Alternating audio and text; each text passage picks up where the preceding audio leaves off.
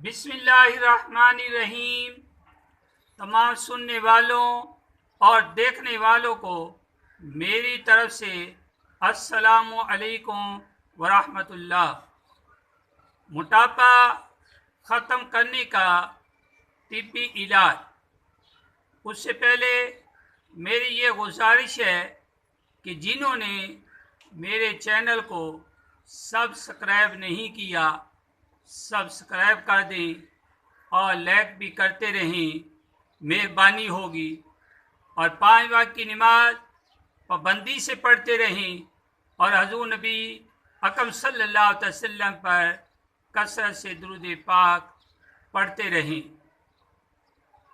तो इलाज इस तरह है कि 1 कप नीम गर्म पानी में 1 अदद लींबू निचोड़कर पी लें, या निहार मुँह 1 कप कहवा में नींबू निचोड़कर पी लें, या गर्म पानी में शहद मिलाकर पीते रहें।